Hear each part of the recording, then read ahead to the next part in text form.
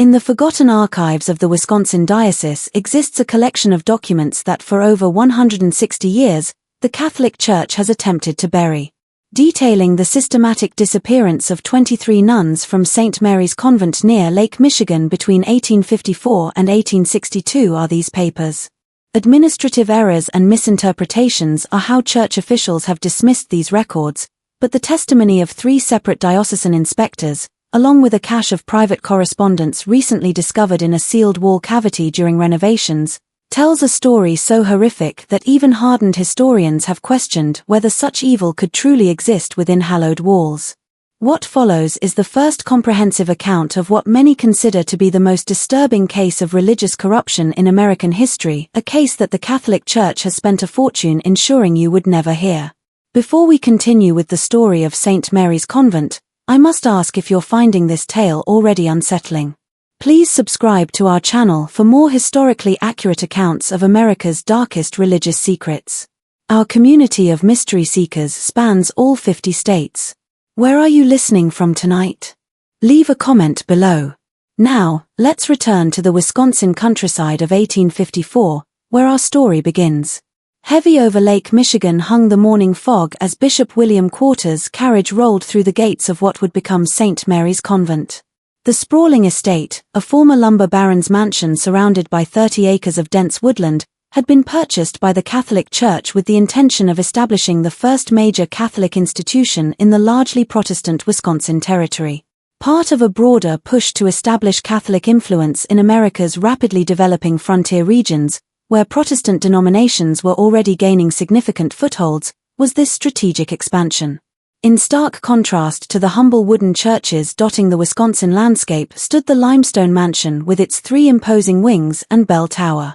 Gothic arches and narrow windows that seemed to watch like eyes over the surrounding countryside were featured in the central building, constructed in 1842. From either side extended 2 wings, the east intended for the nuns' quarters, the west for the proposed orphanage and infirmary. Behind the main structure stood a small chapel, its spire rising above the treetops, visible from miles away across the flat Wisconsin plains. With suspicion, local Protestant families viewed the arriving nuns. Their black habits and Irish accents marked them as outsiders in a community dominated by German and Scandinavian settlers. The hierarchical nature of Catholicism, with its rituals and secrets, felt foreign and threatening to the region's residents, primarily Lutheran and Methodist, who had grown accustomed to the simple democratic structure of their own religious communities. On the day of the convent's consecration, a small crowd gathered outside the gates. "Papists," muttered Elijah Hoffman, a respected elder at the local Lutheran church, as he watched the black-robed figures process into the chapel. "They'll bring their foreign ways here, corrupt our children with their idolatry." His companion, Wilhelm Schmidt, nodded grimly. "My grandfather fled Germany to escape the Catholics' persecution. Now they follow us even here." This sentiment, though not universal, reflected the deep religious tensions that would form the backdrop for the tragedy to come.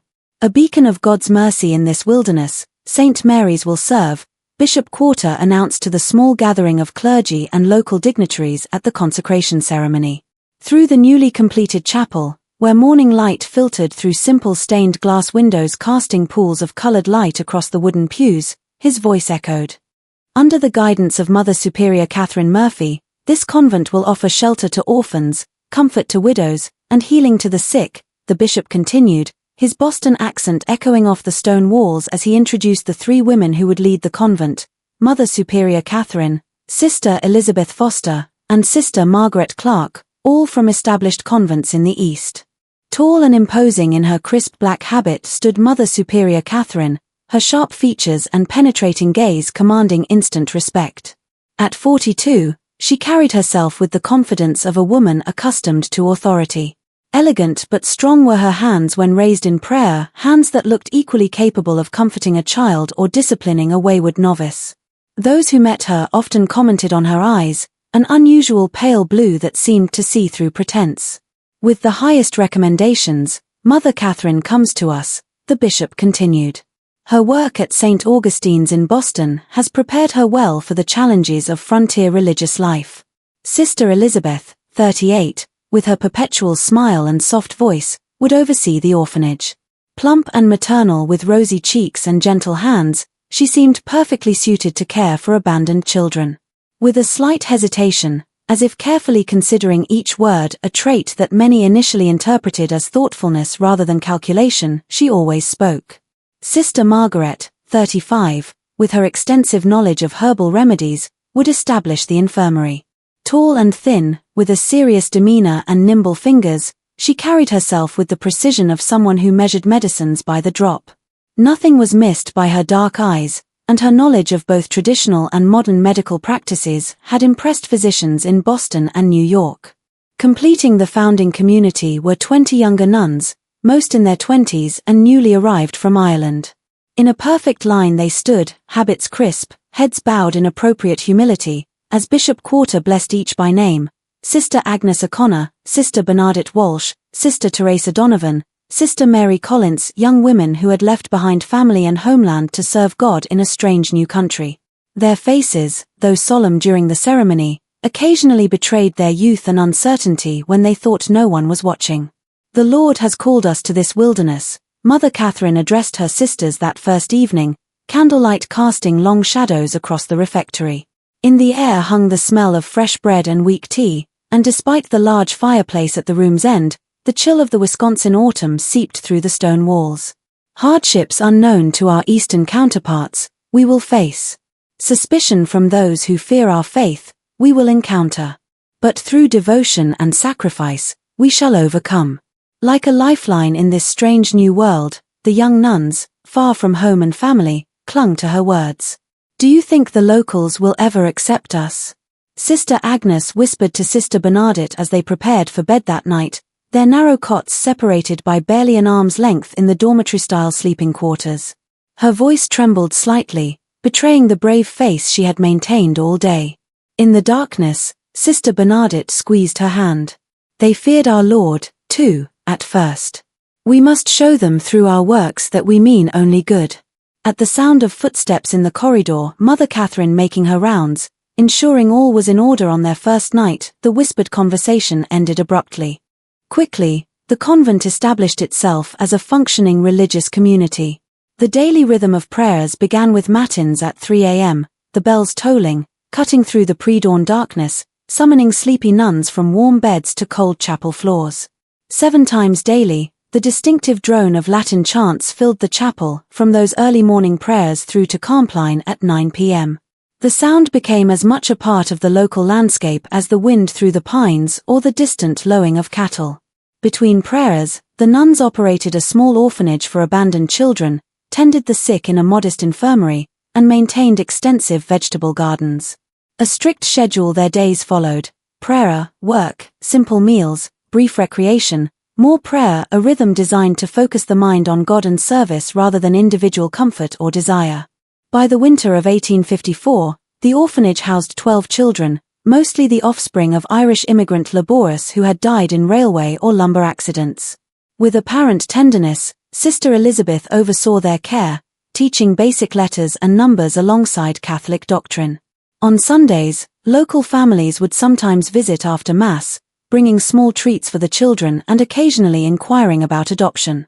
Modestly, Sister Margaret's infirmary began, but quickly gained respect among local families.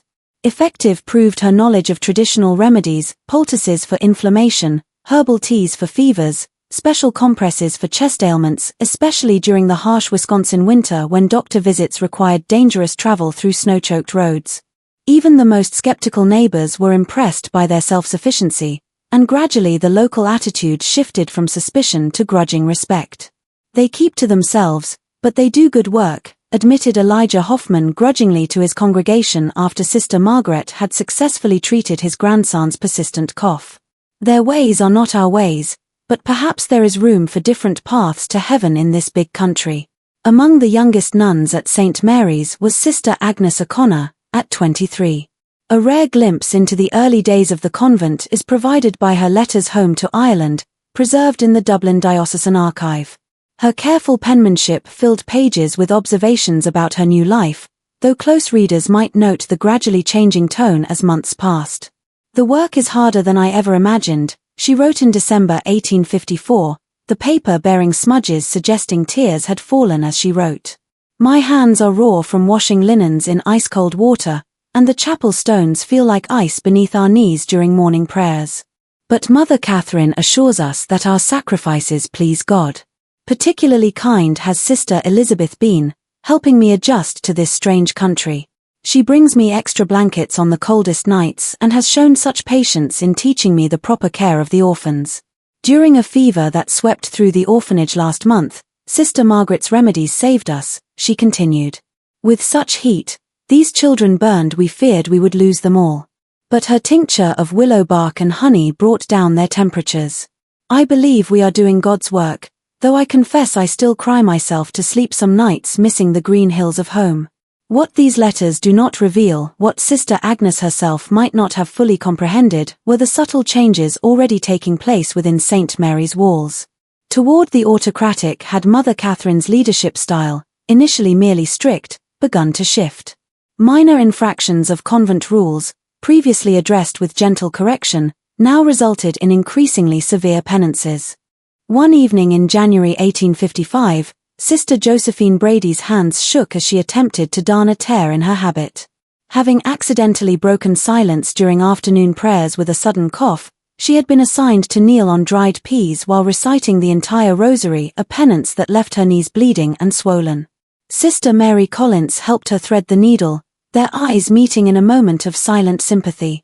Do not draw attention to her weakness, Mother Catherine's voice cut through the quiet workroom, causing both women to startle. She had entered silently, a skill that increasingly unsettled the younger nuns. Discipline is the cornerstone of devotion, Sister Josephine must learn. Each of you would do well to remember that. By the spring of 1855, St. Mary's had gained a reputation for exceptional charity. When a measles epidemic swept through the nearby lumber camps, Sister Margaret's infirmary treated dozens of workers regardless of their faith. The convent began receiving modest donations from grateful families, and even Protestant ministers acknowledged the good work being done behind those limestone walls. What no one outside the convent realized was that in subtle, disturbing ways, life inside St. Mary's was changing.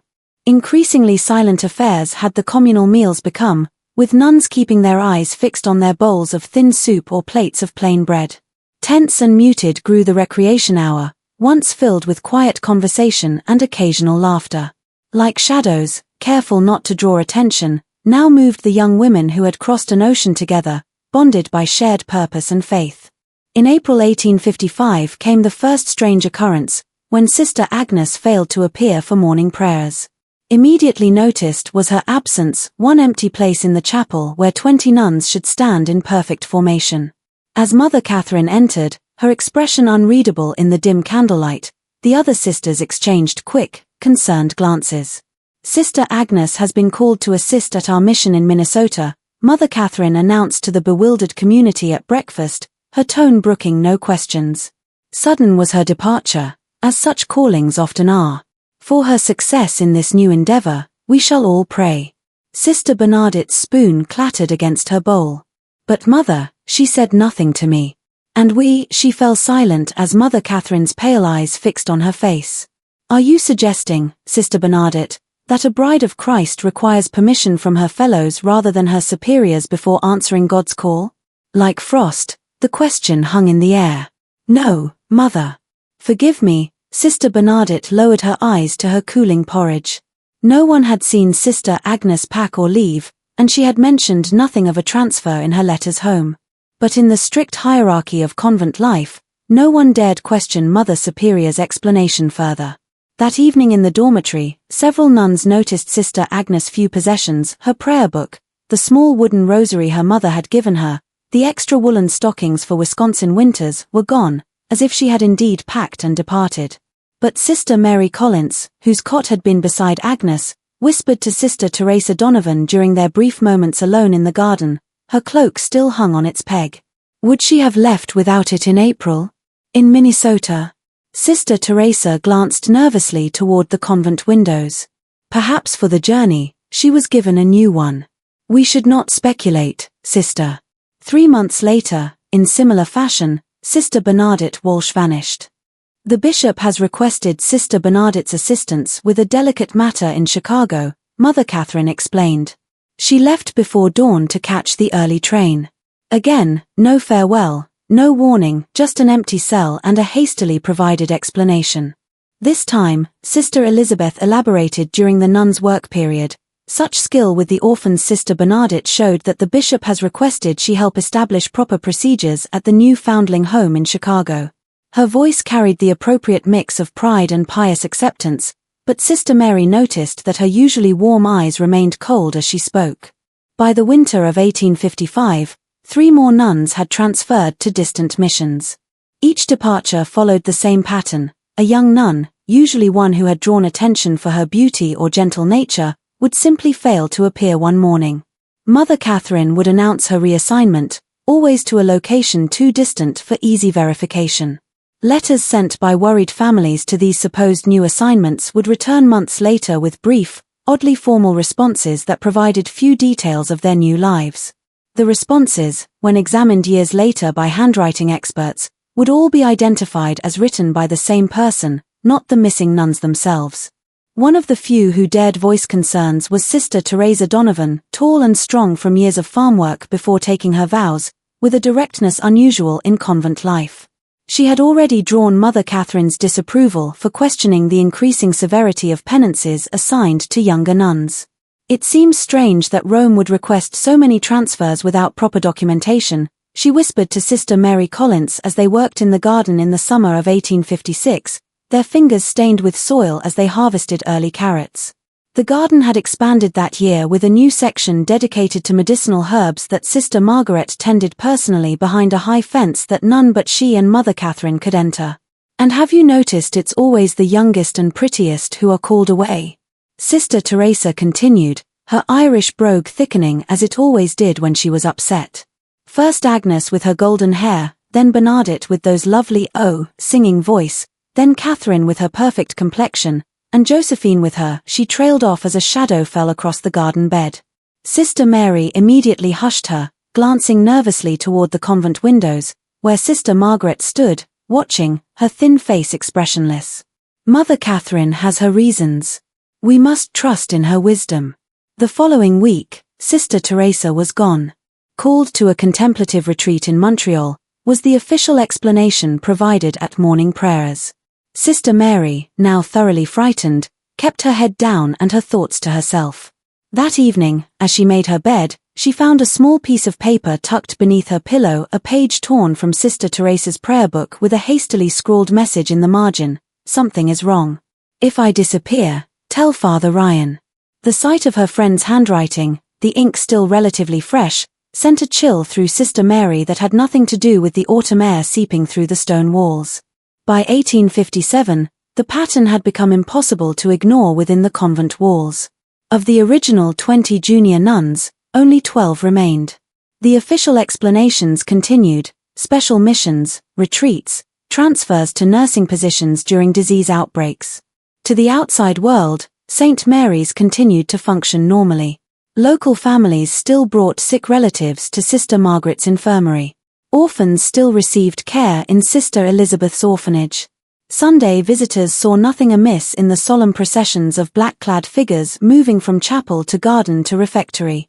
But inside those limestone walls, fear had become a tangible presence. In whispers spoke the remaining nuns, avoided being alone, and watched in terror as their numbers dwindled. More authoritarian grew Mother Catherine's leadership. Severe penances resulted from minor infractions of convent rules: days of fasting, nights spent in prayer on cold stone floors, public confessions of increasingly intimate sins. Discovered with a small piece of chocolate sent by her family, Sister Clara Donnell was forced to kneel before the entire community and confess to gluttony and deception unworthy of a bride of Christ. Mother Catherine assigned her to fast for 3 days, taking only water and a single piece of bread at evening meal. When Sister Clare fainted during chapel prayers on the second day, it was Sister Margaret who revived her with smelling salts, her thin lips curved in what some later described as a smile. One unusually cold night in January 1858, Sister Mary Collins awoke to muffled sounds from the cell next to hers. Through the thin wall, she could hear Sister Rebecca Murphy sobbing, Then a sharp whisper she recognized as Mother Catherine's voice. "You will come with us now. Make any noise and you'll regret it." The sound of shuffling feet followed, then silence. Frozen in her narrow bed lay Sister Mary, heart pounding so loudly she feared it would betray her wakefulness. The floorboards in the corridor creaked, 1, 2, 3 sets of footsteps moving away from Sister Rebecca's cell. Then a sound that would haunt Sister Mary's dreams for years to come, a muffled cry quickly silenced, followed by what sounded like a body being dragged rather than walking of its own accord. The next morning, Mother Catherine announced that Sister Rebecca had been called to serve at a frontier mission in the Dakota Territory. The native children there require instruction, and Sister Rebecca's patience with the orphans has prepared her well for this holy task. Mother Catherine's pale eyes swept the refectory, lingering momentarily on Sister Mary. "We shall miss her gentle presence but rejoice in God's purpose for her talents." Shaking with fear, Sister Mary managed to maintain her composure through morning prayers. Between trembling fingers, her rosary beads clicked as she mouthed the familiar prayers, her mind racing with terrible possibilities. What had happened to Sister Rebecca? What had happened to all the others? That afternoon, while sweeping the corridor outside Mother Catherine's office, she overheard a disturbing conversation. The heavy oak door was not quite closed, and voices carried clearly to where Sister Mary stood, dust brush suddenly motionless in her hand. "The doctor says this one will fetch a higher price." Sister Elizabeth's usually gentle voice had taken on a cold, calculating tone that Sister Mary would not have recognized had she not been listening at that very door.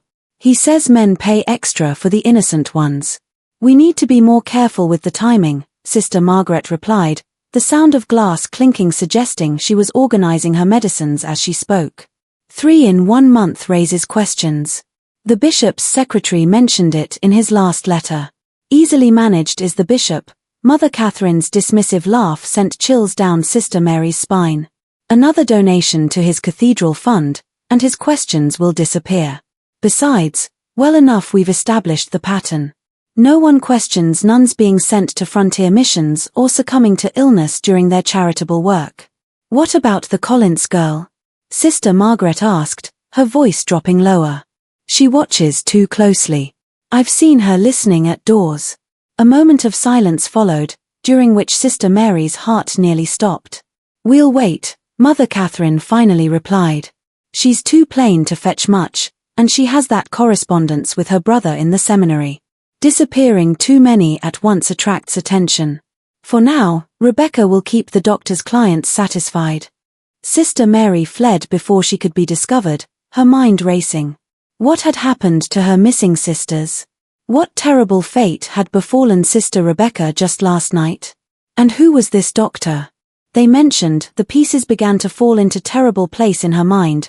The missing nuns, always the youngest and most attractive, the strange visits from well-dressed benefactors who toured the convent with Mother Catherine, the unexplained sounds sometimes heard from the locked north wing at night, the growing wealth of the convent despite its supposedly humble means. After a sleepless night of prayer and deliberation, Sister Mary made a desperate decision. During her weekly duty collecting eggs from the chicken coop, the only time she was permitted beyond the convent walls without supervision, she slipped a hastily written note into the pocket of Jimmy Fletcher, the 12-year-old son of a local farmer who delivered milk to the convent each morning. Jimmy's eyes widened as Sister Mary's hand brushed his pocket. She had never spoken to him directly before. The rules forbade casual conversation with outsiders, especially males of any age. "Please deliver this to Father Thomas at St. Joseph's Church in town," she whispered, pressing a small silver cross into the boy's hand. The cross had been her confirmation gift, the only item of value she possessed. "Tell no one else. Lives depend on it." The boy nodded solemnly, his freckled face serious beyond his years. "Yes, sister. I promise." The note, which has been preserved in diocesan records, read simply, "Something evil happens at St. Mary's. Nuns disappearing, not sent away as claimed. I fear for my life. Please send help. Sister Mary Collins." Father Thomas Ryan, the young Irish priest who received the note, had always harbored reservations about Mother Catherine. During his monthly visits to offer Mass at the convent, he had noticed the dwindling number of nuns and found Mother Catherine's explanations vague and inconsistent. But as a mere parish priest, He had limited authority to question a mother superior. Father Ryan paced his small study, the worn floorboards creaking beneath his feet as he read and reread Sister Mary's desperate message. Heavy in his palm lay the silver cross. He recognized it as the type given to young women at confirmation, not something a nun would part with lightly. The urgency of the message, combined with his own growing concerns, demanded action. But what action could he take against a mother superior, especially one as well connected as Catherine Murphy? Rather than confronting Mother Catherine directly, Father Ryan traveled to Milwaukee to speak with his superior, Bishop John Henney. The journey took a full day by horseback, the late winter roads alternating between ice and mud. He arrived at the bishop's residence with his cassock spattered and his resolve firm.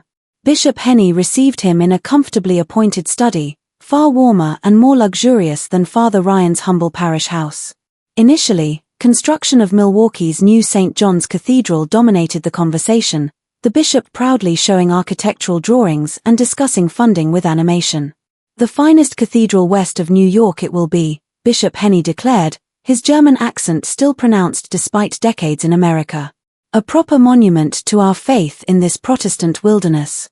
Father Ryan nodded appropriately, waiting for an opening to introduce his concerns. When the bishop finally asked about his parish, the young priest carefully laid out his observations: the dwindling number of nuns at St. Mary's, the inconsistent explanations, and finally the desperate note from Sister Mary. As Father Ryan spoke, the bishop's expression changed, his initial warmth giving way to a careful neutrality. "Serious accusations these are, Father," he said, setting aside the silver cross without examining it closely. "To my satisfaction, Mother Catherine has explained each transfer." "But Your Excellency," Father Ryan pressed, 8 nuns have disappeared in less than 3 years. No documentation has been provided for these transfers. No one has received consistent correspondence from these women after they supposedly left. "The frontier missions require educated women," the bishop replied with finality, rising from his chair to indicate the meeting was concluding. "Rumors that could damage the church's reputation in this Protestant region, I'll not have you spreading. Most generous in supporting our cathedral building fund has Mother Catherine been. Beyond reproach is her spiritual leadership." As the bishop ushered him out, he added with a note of warning, "On your parish duties, focus, Father Ryan. Leave the administration of convents to those appointed by God for that purpose." Discouraged but not deterred, Father Ryan left the bishop's office. If the proper channels would not address his concerns, he would need to find another way to investigate the mysterious disappearances at St. Mary's. The opportunity came in March 1858 when Bishop Henney assigned Father Ryan to collect the annual financial reports from parishes and religious institutions throughout the diocese. This official capacity gave him legitimate reason to examine St. Mary's records and perhaps find evidence of what had happened to the missing nuns. Through his heavy coat cut the March winds as Father Ryan's horse-drawn buggy approached St. Mary's. Different somehow looked the convent, the gardens more neglected, the windows darker, despite the mild spring weather that should have brought the nuns outdoors for their work. Less frequently sounded the bell tower that had once rung clearly for each divine office, its tone somehow muted. Sister Elizabeth met him at the door, whose customary smile seemed strained. Dark circles beneath her eyes suggested sleepless nights, and her typically neat habit showed small signs of neglect: a missing pin, a slight stain on the white collar. "Father Ryan, we weren't expecting you today," she said, her surprise poorly concealed. Leading him to a small, cold parlor rather than the comfortable study where he usually met with the Mother Superior, she continued, "Indisposed today is Mother Catherine. She asks that you leave the diocesan forms, and by week's end she will complete them." "I'm afraid the bishop was quite clear," Father Ryan insisted, removing his coat and setting his briefcase on the table. He tried to project an authority he didn't entirely feel, aware that his youth and relatively low position in the church hierarchy worked against him. "Personally, I am to review the records this year. Financial irregularities have been discovered in several institutions." Sister Elizabeth's smile vanished entirely. "That won't be possible today. Our bookkeeper, Sister Margaret, is attending to a dying child in the infirmary. Then I shall wait." Father Ryan settled more firmly in his chair. "Or perhaps I could tour the convent while waiting." It has been some time since I've seen the improvements to the orphanage I've heard so much about. A look that flashed across Sister Elizabeth's face, was it fear? Anger, vanished quickly. As you wish, Father, though I must ask you to avoid the North Wing. We have several cases of influenza there and would not want you exposed. The North Wing, where Father Ryan had never been permitted to enter, ostensibly because it contained the nuns' private quarters. His suspicion deepened. The tour revealed a convent functioning far below its reported capacity. Where were the 20 orphans mentioned in Mother Catherine's reports to the diocese? Father Ryan counted only 7 children, all looking thin and frightened. When he attempted to speak with a small girl sweeping the dormitory floor, Sister Elizabeth quickly intervened, sending the child away on an errand. The infirmary, supposedly caring for dozens of local residents, contained only 3 elderly patients, none showing signs of the reported influenza. Sister Margaret was nowhere to be seen despite her supposed attendance on a dying child. Most disturbing was the clear reduction in nuns. Father Ryan had offered Mass at St. Mary's just 3 months earlier and recalled at least 15 nuns in attendance. Today he counted only 8, including Sister Elizabeth. When he inquired about specific nuns he remembered Sister Rebecca, Sister Josephine, Sister Clare. He received the same vague responses about transfers and special missions. And Sister Mary Collins, he asked casually as they passed the laundry room, where 2 nuns worked silently at large wash tubs, steam rising around their reddened hands. Sister Elizabeth's step faltered slightly. To our mission in St. Louis, Sister Mary has been assigned. She left just last week.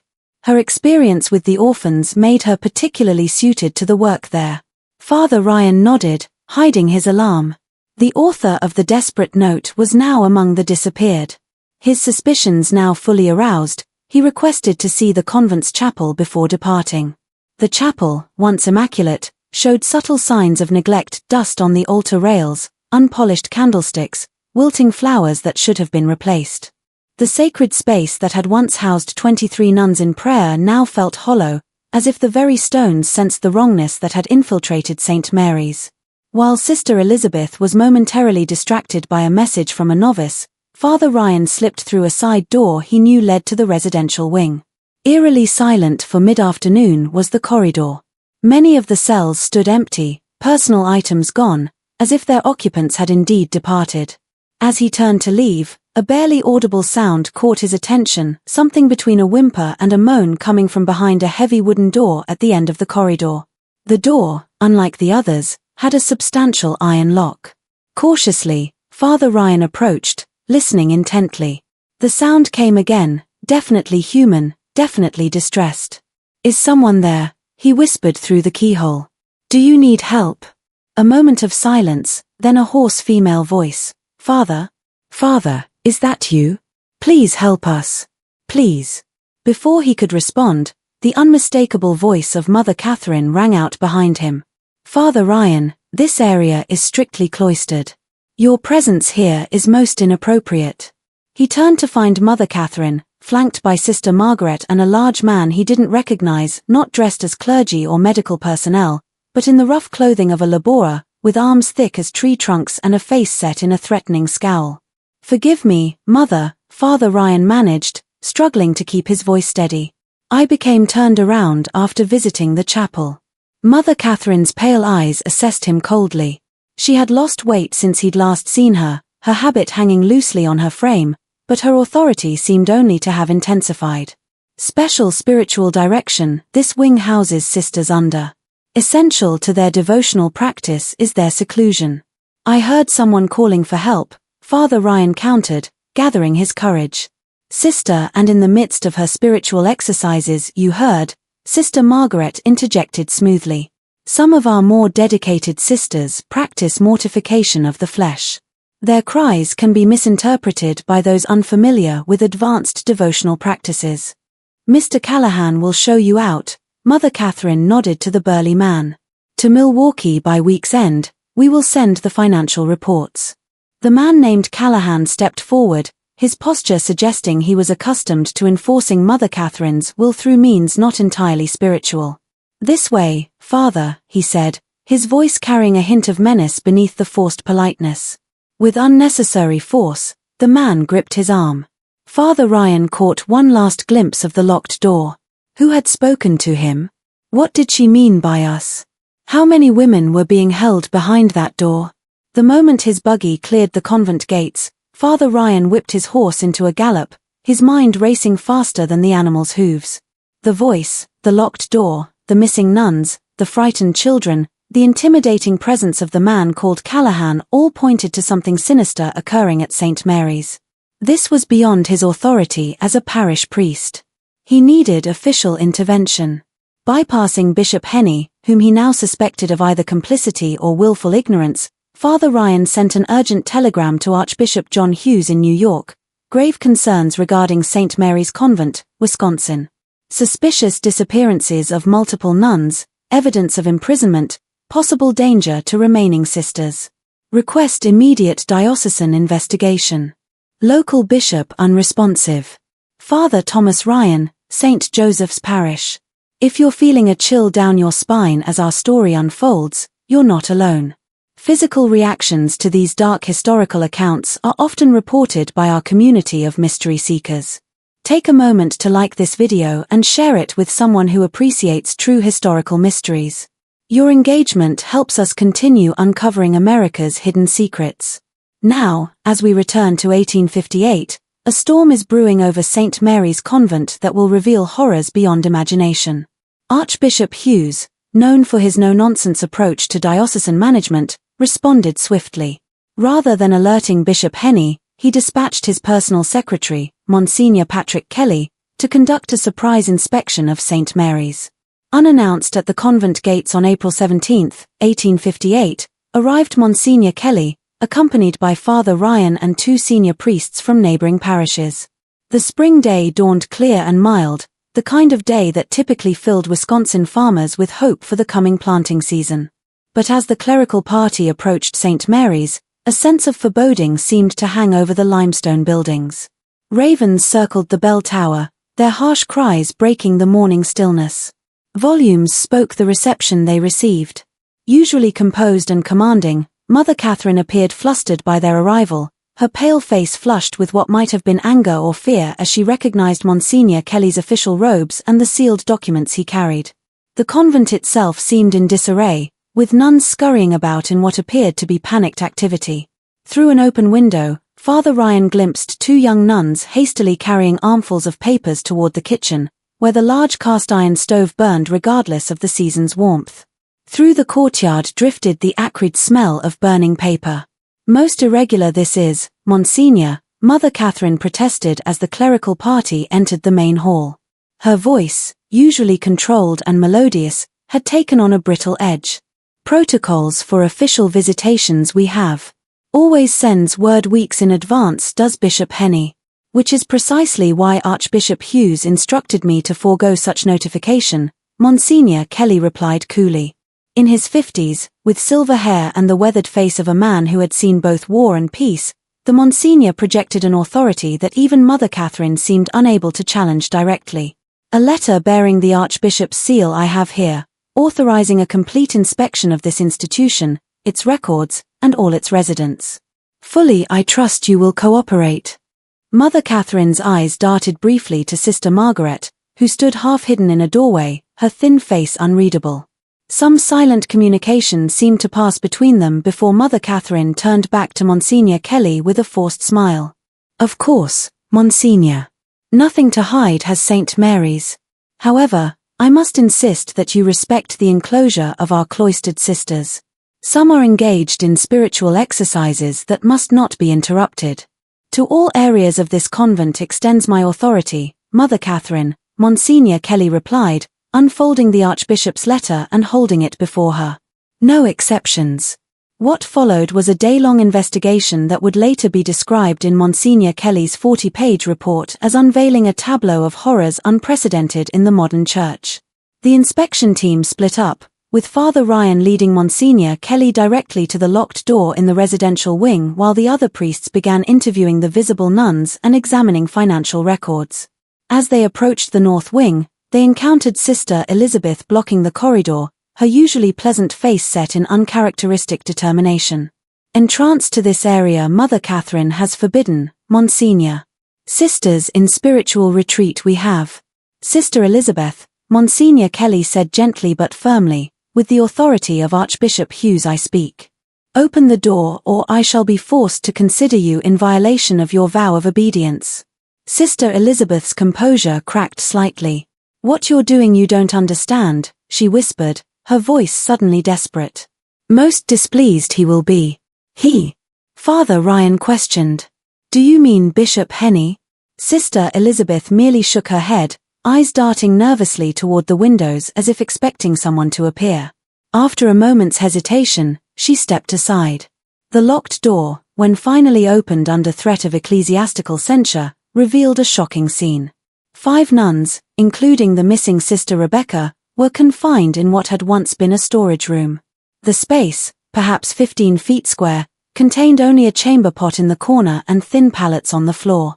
The single high window had been boarded over, leaving the room in near darkness, save for the light now streaming through the open door. Pale, malnourished, and showing signs of physical abuse were the women. Torn and soiled were their habits, their faces gaunt with hunger and fear. One, later identified as Sister Josephine Brady, was heavily pregnant, her swollen belly incongruous against her thin limbs. Overwhelming was the stench of unwashed bodies and human waste.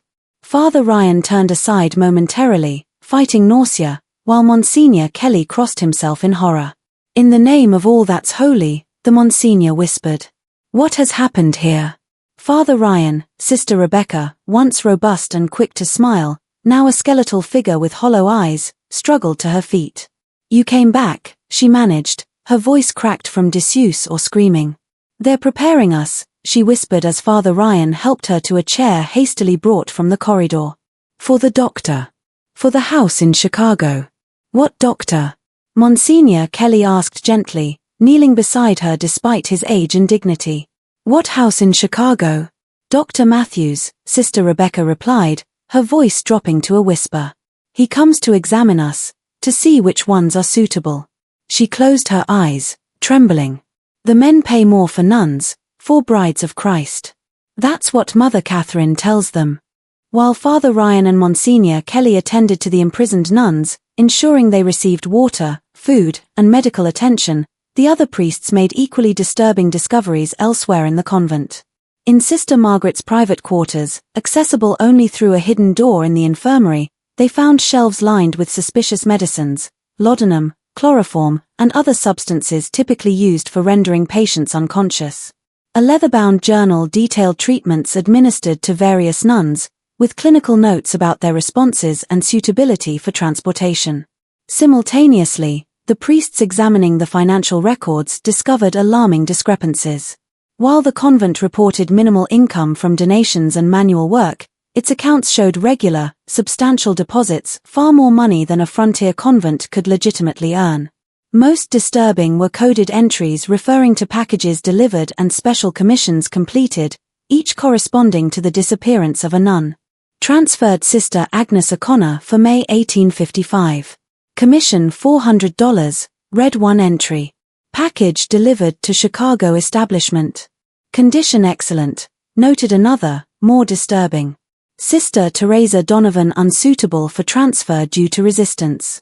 Terminated November 1856. No commission. As the investigation deepened, a pattern of horrific abuse and exploitation emerged. Through patient questioning of the traumatized nuns, Monsignor Kelly pieced together the truth. Mother Catherine, Sister Elizabeth, and Sister Margaret were not legitimate religious leaders at all, but impostors who had infiltrated the Catholic system years earlier. Sister Claire O'Donnell, one of the rescued nuns, provided crucial testimony once she felt safe enough to speak. I overheard them one night, she whispered, clutching a blanket around her shoulders despite the room's warmth. Mother Catherine was arguing with Sister Margaret about their past. She called her Catherine.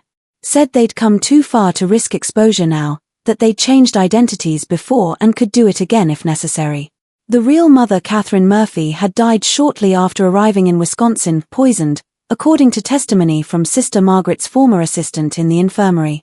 Something to Mother Catherine's evening tea, she added, the young nun testified. That very night, The original Mother Catherine began vomiting blood. Consumption. Sister Margaret diagnosed it as and isolated her. None of us were permitted to attend her in her final days. The 3 senior nuns had then systematically taken control of the convent, establishing connections with a network of so-called houses of charity across the Midwest that were in reality brothels catering to wealthy clients with specific preferences. Young nuns who caught their attention, particularly those noted for their beauty, innocence, or gentle nature, were prepared for a terrible fate. First came isolation through increasingly severe penances for fabricated infractions, then drugging, often with laudanum from Sister Margaret's medical supplies. The selected nuns would be violated within the convent itself by paying benefactors, wealthy men from Chicago, Milwaukee, and as far away as St. Louis, who paid premium prices for the opportunity to defile brides of Christ. They would come after Compline, when the convent was supposed to be silent, Sister Rebecca explained, her voice emotionless, as if detachment was the only way she could relate such horrors. Men in fine clothes, smelling of cologne and whiskey. Mother Catherine would lead them to the north wing where we were kept. They paid extra to have us wear our habits during the violation. Those who became pregnant, like Sister Josephine, were kept isolated until delivery, after which they would be transported to brothels in Chicago or St. Louis, where they would be forced into prostitution. Their religious background and forced pregnancy were marketed as special attractions for depraved clients. Many died within years from disease or abuse.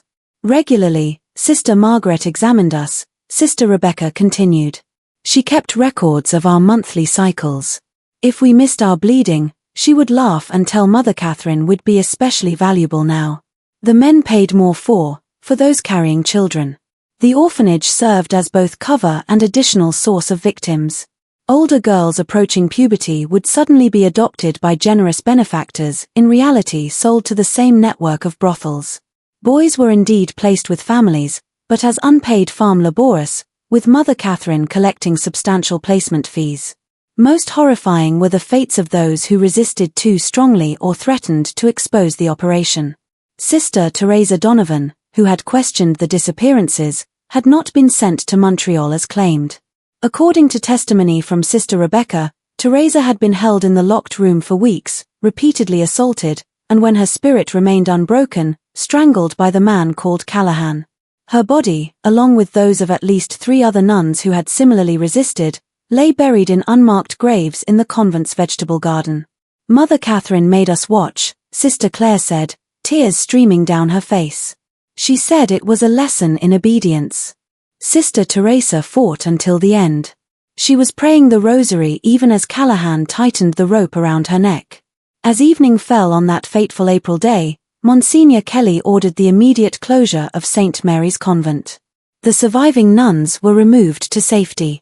Local authorities were notified, and guards were posted to prevent anyone from fleeing or removing evidence.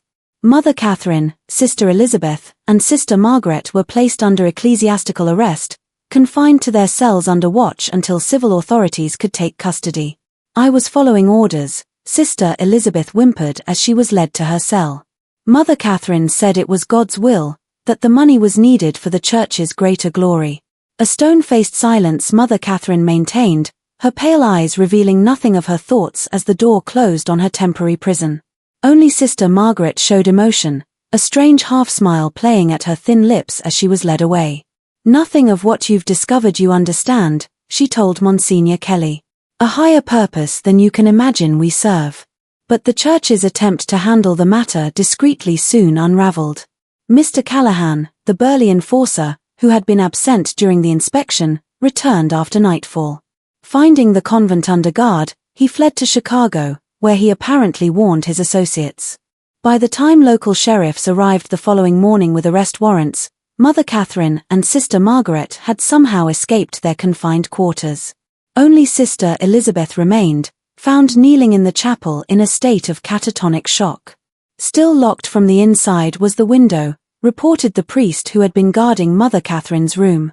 No signs of forced exit showed the door. Into thin air, it's as if she vanished.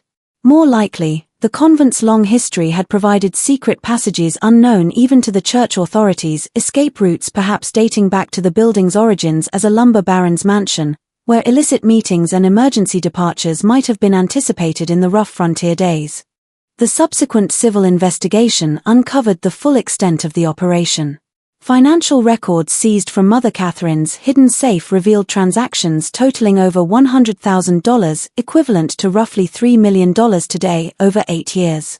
Coded ledgers identified 23 nuns and 17 orphaned girls who had been trafficked to brothels across the Midwest.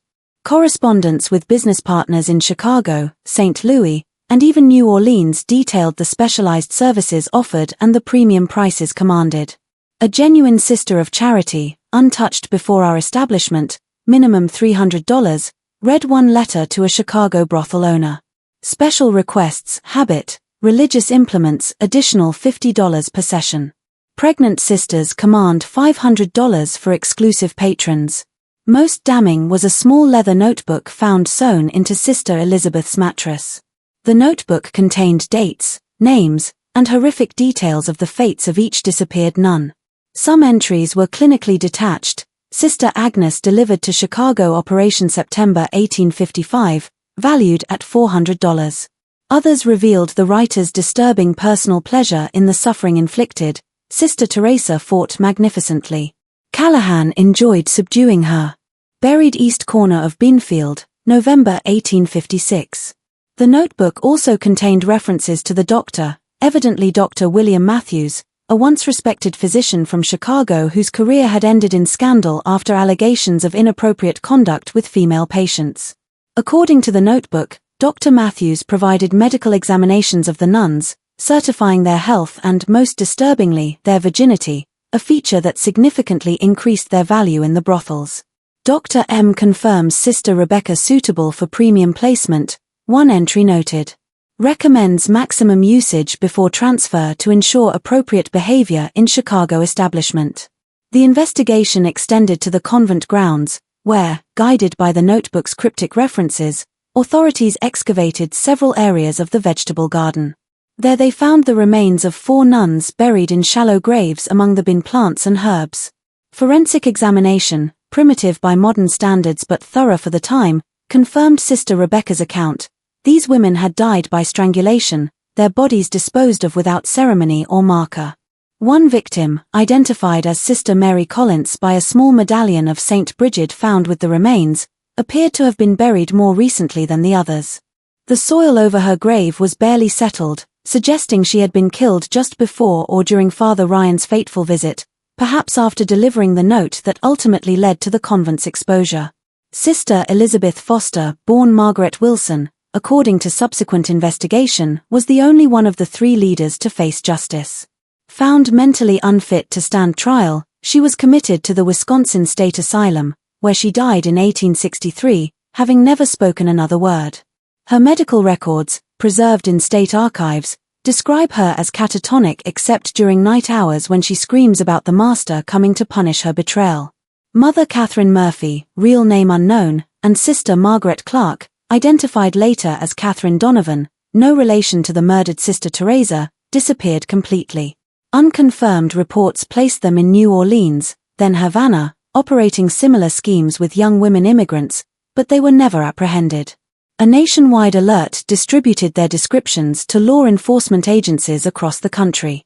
Mother Catherine was described as approximately 45 years of age, 5 feet 8 inches tall, blue eyes, graying brown hair, speaks with slight Boston accent, carries herself with unusual authority. Sister Margaret was approximately 40 years of age, 5 feet 10 inches tall, very thin build, dark eyes, black hair with premature gray streaks, speaks precisely, knowledge of medical terminology.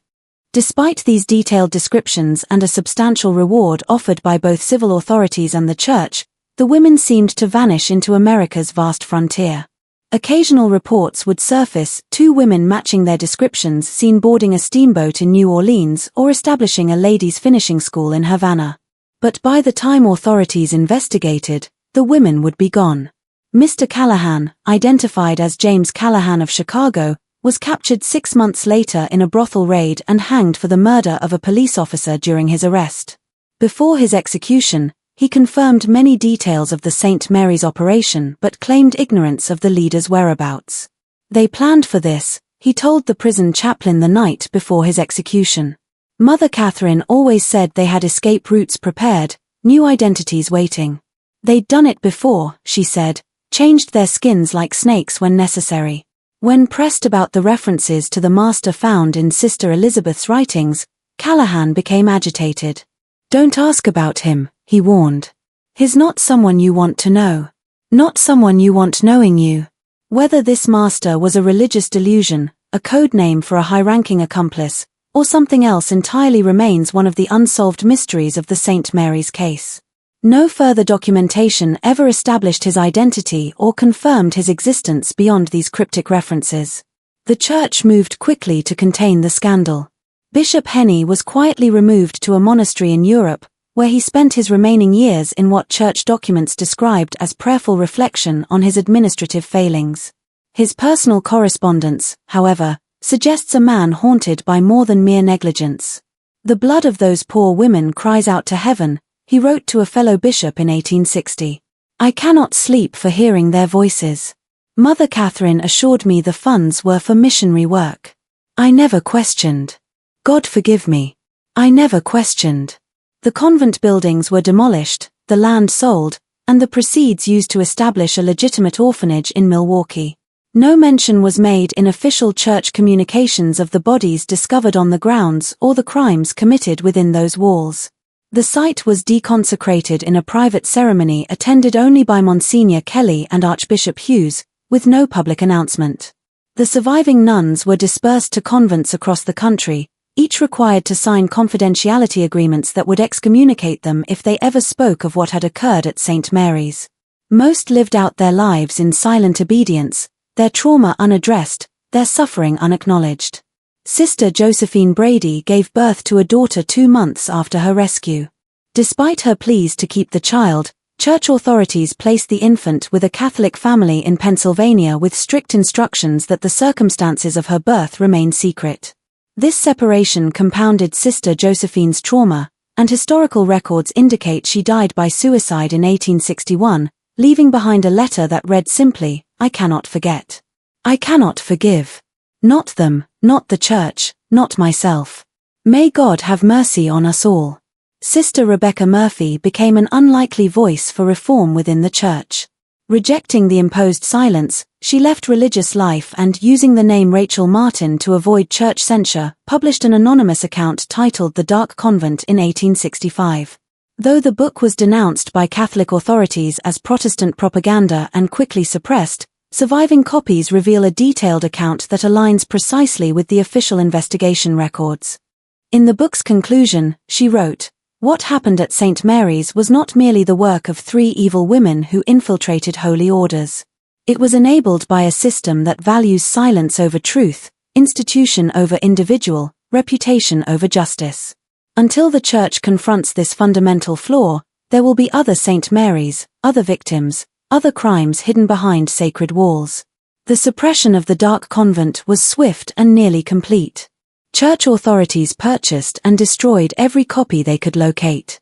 Catholic newspapers denounced it as anti-Catholic fiction and scurrilous propaganda. Protestant publishers, while initially eager to promote a work that confirmed their suspicions about Catholic institutions, became wary of legal action and ceased printing the book after its first run. Rachel Martin herself disappeared from public record after 1866. Some evidence suggests she relocated to California, where she established a home for women in difficult circumstances, an early form of shelter for abuse victims. If so, she carried the lessons of St. Mary's into a life dedicated to preventing similar suffering, though history has largely forgotten both her work and her witness. Father Thomas Ryan, whose persistence had uncovered the horror, was initially praised for his actions. However, as the church hierarchy began to worry about the scandal's potential damage, he found himself reassigned to a remote parish in northern Minnesota.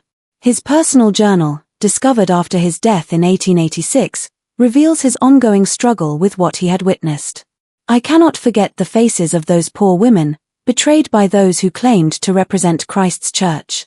I hear their cries in my dreams. I see Sister Rebecca's hollow eyes. I wonder about those we could not save, whose suffering continues in those houses of sin. Has God forgiven us for failing them? Has he forgiven the Church for silencing the truth? The final entry in his journal, dated January 1886, just days before his death, reads, 28 years since St. Mary's, and still the Church keeps silent. The letters I send to Rome go unanswered. The new bishops act as if it never happened. But it did happen. They were real women with real souls, and they suffered real horrors. If the Church will not speak for them, then I pray that someday someone will find this account and remember them. Remember Sister Agnes, Sister Bernadette, Sister Teresa, and all the others whose names deserve to be spoken, whose suffering deserves acknowledgement, whose lives mattered. Just when we thought we'd seen it all, the horror in St. Mary's intensifies. If this story is giving you chills, share this video with a friend who loves dark mysteries. Hit that like button to support our content. And don't forget to subscribe to never miss stories like this. Let's discover together what happens next as we uncover the final disturbing chapter of this American tragedy. The aftermath of the St. Mary's tragedy extended far beyond Wisconsin. The operation's exposure led to increased scrutiny of Catholic institutions throughout the Midwest, with diocesan inspectors conducting surprise visits to convents, orphanages, and schools. Several smaller operations were uncovered, none as extensive or horrific as St. Mary's, but enough to suggest that Catherine Murphy and her associates had created a template that others had followed. In Chicago, police raids on 3 houses of charity in late 1858 freed 9 former nuns and 13 young women who had been living as prostitutes under various forms of coercion. The rescued women's testimonies described a system virtually identical to what had been uncovered at St. Mary's, religious authorities used as cover for sexual exploitation, with wealthy clients paying premium prices for the opportunity to violate women perceived as pure or sacred. One survivor, identified in police records only as ML, provided testimony that directly linked her captivity to St. Mary's. I was transferred from Wisconsin in 1856. Mother Catherine herself delivered me to Madame Rousseau's establishment in Chicago, telling me that if I ever attempted to escape, both the Church and the law would punish me as a fallen woman. For nearly 2 years, I believed her. The brothel owners arrested in these raids implicated several prominent Chicago businessmen and politicians as both clients and investors in the operation. Ledgers seized during the raids contained the names of judges, bank presidents, and even 2 state legislators who had paid 4 sessions with former nuns. However, the cases mysteriously collapsed before reaching trial, with witnesses recanting or disappearing, evidence being lost, and judges issuing unusual procedural rulings that effectively ended the prosecutions. The Chicago Tribune of November 1858 noted this suspicious pattern. It appears that justice in our fair city extends only to those without powerful friends. The men whose names appeared in the brothel ledgers walk free while the women they victimized remain scandalized and without recourse. In St. Louis, investigations into similar operations were even more aggressively suppressed. Monsignor Kelly, who had led the original inspection of St. Mary's, traveled there in 1859 to follow leads suggesting that as many as 7 of the missing St. Mary's nuns had been transported to brothels in that city. Within days of his arrival, he was severely beaten by unknown assailants and warned to return to New York. Though he survived the attack, Archbishop Hughes recalled him immediately, ending that line of investigation. Monsignor Kelly's private correspondence with Archbishop Hughes, unsealed in the New York Diocesan Archives in 1950, reveals his frustration, merely the visible portion of a much larger evil I believe we have uncovered. Into the highest levels of society and perhaps even the Church itself extend the tentacles of this operation.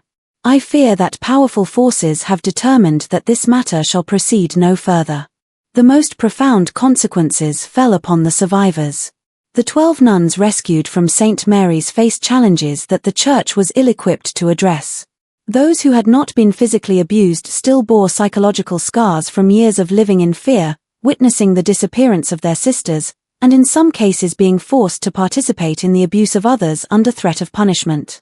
Sister Claire O'Donnell, who had been forced to help restrain Sister Teresa during her murder, developed what modern psychiatry would recognize as severe post-traumatic stress disorder. Transferred to a convent in Philadelphia, she was repeatedly disciplined for screaming during the night and speaking inappropriately about her experiences at St. Mary's. Church records indicate she eventually abandoned religious life and was briefly institutionalized before disappearing from historical record entirely. The 5 women rescued from the locked room, Sisters Rebecca Murphy, Josephine Brady, Clara Donnell, Maria Fitzpatrick, and Anne Sullivan, had experienced the worst of the abuse. Their subsequent fates reflect the inadequate response to trauma in the 19th century, particularly within religious institutions that prioritized silence and forgiveness over healing and justice. Sister Josephine's tragic end has already been noted, her suicide following the forced separation from her child. Sister Maria Fitzpatrick remained within the church but was described by her superiors as unstable and prone to hysterical episodes. She spent her remaining years in a contemplative order that required minimal interaction with others, dying in 1870 of what was recorded as nervous exhaustion. Sister Anne Sullivan, however, channeled her trauma into advocacy. Working within the constraints of her vows and the Church's desire for silence, she quietly established informal support networks for nuns who had suffered abuse. Her correspondence, discovered in the archives of her Boston convent after her death in 1899, reveals a woman determined to prevent future St. Mary's while maintaining her faith in the Church's ultimate goodness despite its human failings. "We must distinguish between the divine institution and its flawed human stewards," she wrote to a fellow survivor in 1875. "What happened to us was not God's will but human evil cloaking itself in sacred garments. Our task now is to ensure that the garments cannot so easily be stolen again." The most haunting questions surrounding the St. Mary's case involve the total number of victims. The official church investigation acknowledged 23 nuns and 17 orphaned girls who were confirmed as trafficked or murdered. However, Sister Elizabeth's notebook contained references to rural acquisitions, young women who were apparently abducted from isolated farms and settlements, never reported missing due to the frontier's transient nature, and fed into the same trafficking network. Local newspaper archives from the period contain scattered reports of young women vanishing from communities within a 50-mile radius of St. Mary's, domestic servants who supposedly returned east, farm daughters who allegedly married and moved west, young widows who were said to have sought new opportunities in the cities. How many of these disappearances were connected to the St. Mary's operation remains unknown. An entry in Sister Elizabeth's notebook dated October 1857 suggests the scope: rural acquisitions this year, 14. Superior quality, primarily Scandinavian. Special commission from New Orleans fulfilled. Equally disturbing is the fate of the disappeared nuns who were never accounted for. Of the 23, who vanished from St. Mary's between 1854 and 1858, only 9 were definitively located, 4 confirmed murdered and buried on the grounds, 5 rescued from brothels in subsequent raids. What became of the other 14 women? Records suggest they were sold to more distant operations in New Orleans, San Francisco, and possibly even overseas. Despite periodic efforts by individual church investigators, their ultimate fates remain unknown. A partial answer came in 1872 when a Catholic missionary in San Francisco reported encountering a woman in a waterfront brothel who claimed to have once been Sister Catherine Walsh of St. Mary's Convent in Wisconsin. By the time church authorities followed up on this report, the woman had died of typhoid fever, her body buried in an unmarked pauper's grave. Whether she was indeed one of the missing nuns cannot be confirmed, but the missionary's detailed description of her account aligns precisely with the known facts of the St. Mary's case. The most enduring mystery surrounds Mother Catherine Murphy and Sister Margaret Clark, the architects of the entire operation. How had they originally infiltrated legitimate religious orders? Historical research suggests that Catherine Donovan, the real identity of Sister Margaret, had briefly entered a convent in Ireland before being expelled for unspecified moral failings. She apparently traveled to America in the 1840s, where she likely met her future accomplice. Together, they developed a scheme to use the rapid expansion of Catholic institutions in frontier America as cover for their criminal enterprise. Their disappearance after the exposure of St. Mary's led to one of the most extensive manhunts of the pre-Civil War era, though conducted with remarkable discretion due to the Church's desire to minimize publicity. Reported sightings placed them in New Orleans, Havana, and later Mexico City, always associated with religious or charitable institutions that catered to wealthy patrons. The last credible report, from a former Chicago police detective hired by the New York Diocese to track them, placed both women in Veracruz, Mexico in 1863, operating a finishing school for young ladies that the detective described as bearing all the hallmarks of their previous enterprise. The detective's report, preserved in the New York Diocesan Archives, concludes ominously, "I believe the women known as Murphy and Clark have established a new operation with the protection of wealthy Mexican patrons. However, I was warned in most violent terms to abandon my investigation. 2 local officials who had agreed to assist me were found dead the morning of our planned inspection of the school. I can only conclude that these women enjoy protection at the highest levels of society." The legacy of St. Mary's extends beyond the immediate tragedy. The case contributed to a deepening of anti-Catholic sentiment in America during the 1850s and 1860s, with Protestant publications citing it, often in sensationalized form, as evidence of Catholic moral corruption. This in turn led to Catholic communities becoming more insular and defensive, reinforcing the very culture of secrecy that had enabled the abuse. More significantly, the St. Mary's case established a pattern of institutional response to abuse that would be repeated for generations. Initial investigation, limited accountability focused primarily on direct perpetrators, protection of higher authorities who enabled through negligence or complicity, relocation of survivors to ensure their silence, and ultimately a return to institutional normalcy with minimal structural reform. Archbishop Hughes, in private correspondence with Vatican officials that remained sealed until 1975, acknowledged this systemic failure while defending the Church's handling of the case. "We have removed the immediate cause of scandal and provided for the care of the victims. However, I must express my concern that our system of oversight contains fundamental flaws that permitted such horror to continue unchecked for years. I recommend a complete review of how we select and monitor those in positions of authority within our institutions." His recommendations, however prescient, appear to have been quietly filed away rather than implemented. The Church's preference for handling such matters internally and discreetly would persist well into the modern era. The physical traces of St. Mary's Convent have been systematically erased. The demolished buildings left no visible foundation. The land, sold and resold over generations, now hosts a suburban development whose residents have no knowledge of what occurred there. Church archives relating to the case were heavily redacted during the early 20th century, with the most damning documents sealed or destroyed. Even the graves of the murdered nuns were left unmarked, their remains eventually built over without consecration or acknowledgement. Yet the story persists through scattered documents, personal journals, newspaper archives, and oral histories passed down through generations of Wisconsin Catholic families.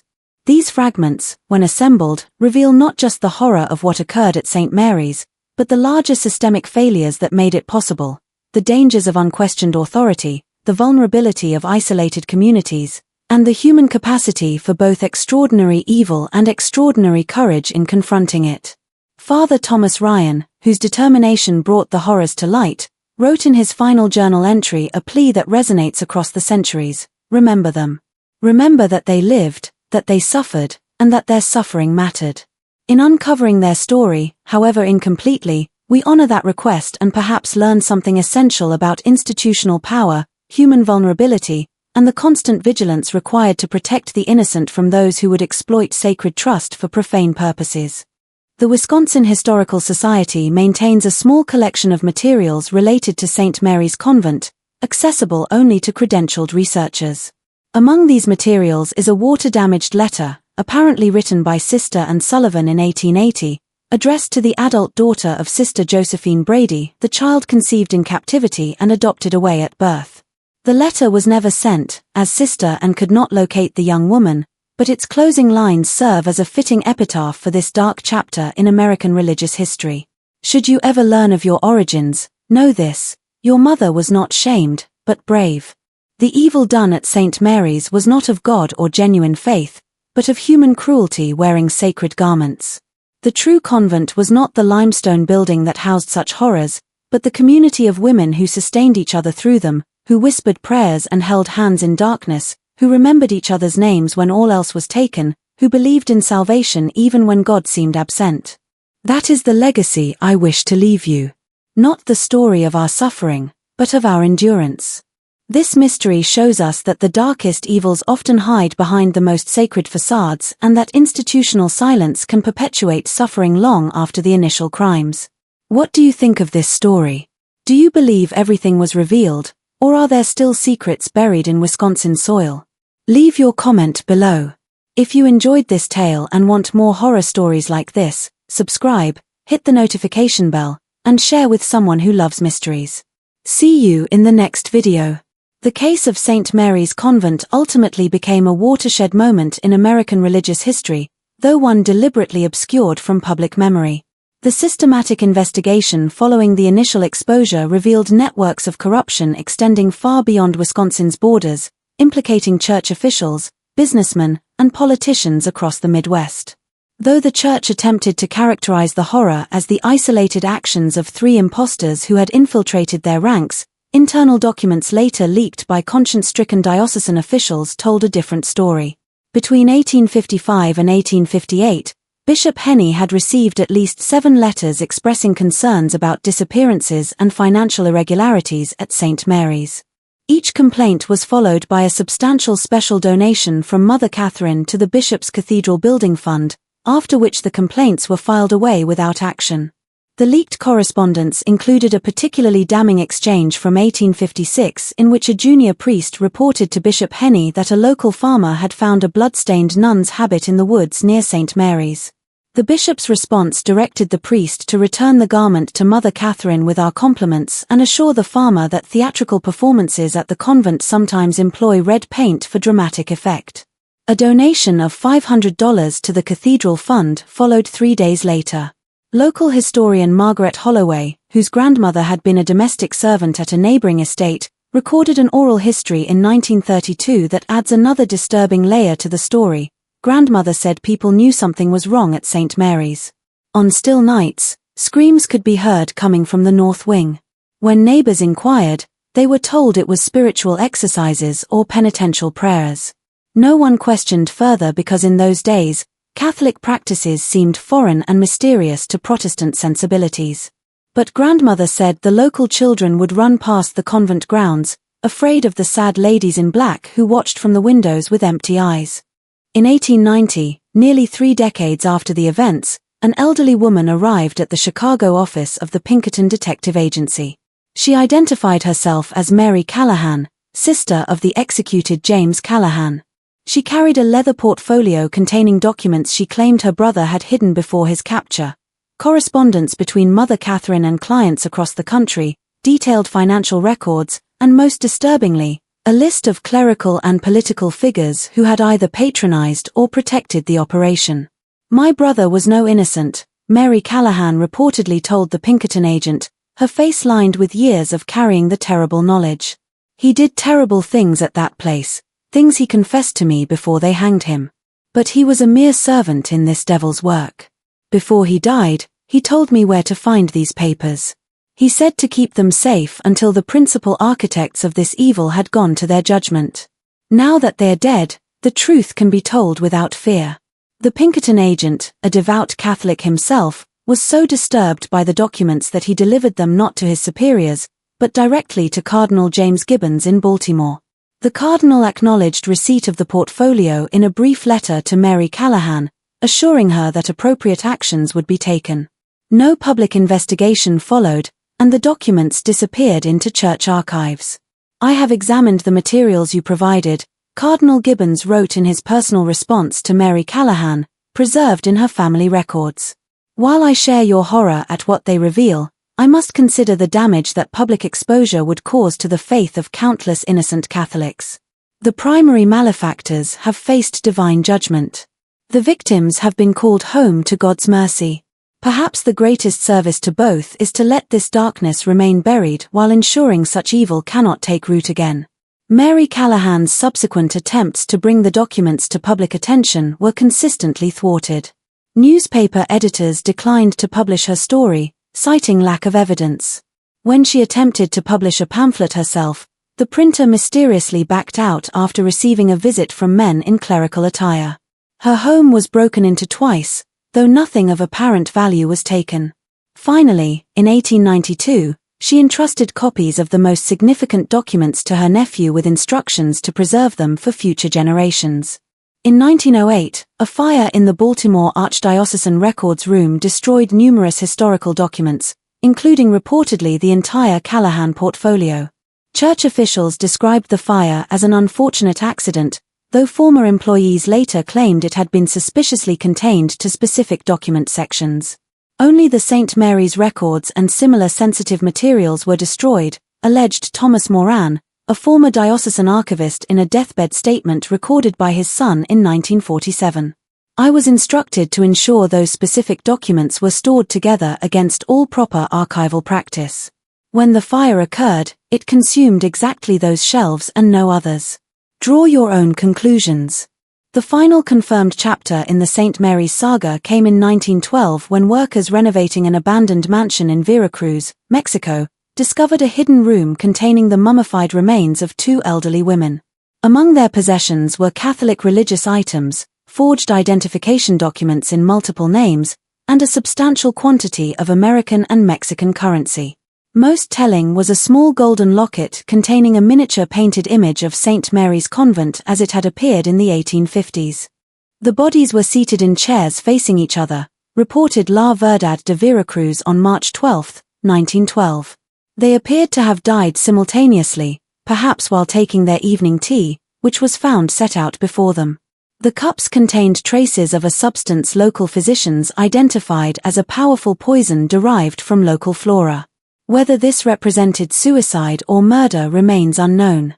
Mexican authorities, uncertain of the significance of their discovery, eventually released information to American newspapers. Several survivors of St. Mary's, by then elderly women themselves, identified personal items found with the bodies as belonging to Mother Catherine Murphy and Sister Margaret Clark. The women had apparently died sometime around 1880, living out their final years in wealthy seclusion but never escaping the physical confines of their secrets. Most disturbing was a leather-bound journal found with the bodies, containing entries that suggested the women had continued their operations in Mexico for nearly 2 decades before their deaths. References to acquisitions, placements, and special clients mirrored the coded language used in the St. Mary's records.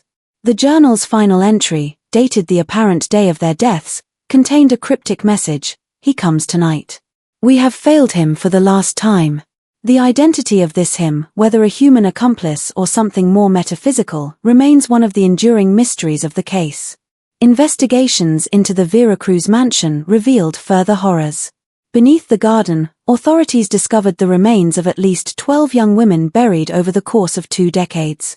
Records in the mansion suggested these women had been lured from poor families with promises of domestic employment or religious training, only to meet fates similar to the nuns of St. Mary's. "The evil that began in Wisconsin did not end there," wrote the New York Times in a rare piece acknowledging the St. Mary's case. "It merely migrated south like a cancer seeking new tissue to corrupt." One wonders how many other such operations may exist, undetected behind respectable facades. The American Catholic Church's response to the Veracruz discoveries was muted. A brief statement acknowledged that individuals formerly associated with a disbanded Wisconsin religious community had been identified among the deceased, but emphasized that these persons had been excommunicated and were operating without church sanction. No mention was made of the trafficking operation or its victims. Today, a small memorial garden stands in Milwaukee, established in 2010 by an anonymous donor dedicated to the forgotten women of St. Mary's. No official church recognition accompanies the memorial, and no plaques list the names of the victims. Yet each spring, flowers appear mysteriously at the site, left, some say, by descendants of Sister Mary Collins, whose courage in slipping a note to a farm boy ultimately brought the darkness into light. Amateur historians researching the case have faced unusual obstacles. Records disappear from archives just before scheduled research visits. Permission to access church documents is revoked without explanation. Several independent scholars report experiencing strange occurrences while pursuing the story, threatening phone calls, break-ins where only research materials were disturbed, even physical intimidation by unidentified men. "Someone still doesn't want this story told in full," concluded historian Rebecca Lawson in her 2003 article, Buried Secrets. the unfinished investigation of St. Mary's Convent. Whether to protect the reputations of prominent families whose ancestors were implicated or to prevent damage to institutional credibility, powerful interests continue to obscure this dark chapter of American religious history. The Wisconsin countryside has long since reclaimed the land where St. Mary's once stood. New communities, new churches, new generations have risen, unaware of the horrors that once occurred beneath their soil. But on certain autumn nights, when fog rolls in from Lake Michigan and the wind whispers through the trees, local residents sometimes report hearing faint sounds, what some describe as women's voices chanting evening prayers, others as muffled cries for help. Whether these are mere tricks of the wind or something more is a question each listener must answer for themselves. In 2018, during construction of a new housing development near the former convent grounds, workers uncovered a small metal box while excavating for a foundation. Inside was a rosary, a folded habit veil, and a handwritten list of names, 23 in total, with the simple inscription, "Remember us." County officials turned the items over to the diocesan archives, where they reportedly remain today, uncatalogued and inaccessible to researchers. The family of Jimmy Fletcher, the farm boy who delivered Sister Mary's desperate note to Father Ryan, preserved their own memorial to the St. Mary's victims. For 5 generations, they have maintained a small shelf in their farmhouse kitchen containing a silver cross, believed to be the very one Sister Mary gave Jimmy as payment for his courage. Beside it stands a handwritten list of the nuns' names, carefully copied from newspaper accounts and updated whenever new information came to light. Great-great-grandpa Jimmy said we should never forget those ladies, current family patriarch Robert Fletcher told a local newspaper in 2020. He said sometimes the truth gets buried, but that doesn't make it any less true. Those women lived. They suffered. They mattered. What remains undeniable is that between 1854 and 1862, in the supposedly sacred confines of a Wisconsin convent, human evil reached extraordinary depths. That such evil was possible, and that the systems meant to prevent it instead enabled it, stands as a sobering reminder of our capacity for both depravity and denial. Perhaps the true horror of St. Mary's lies not in what happened within those limestone walls, but in how easily it was erased from history once those walls came down. Remember Sister Agnes, Sister Bernadette, Sister Teresa, and all the others. Remember that they lived, that they suffered, and that their suffering mattered.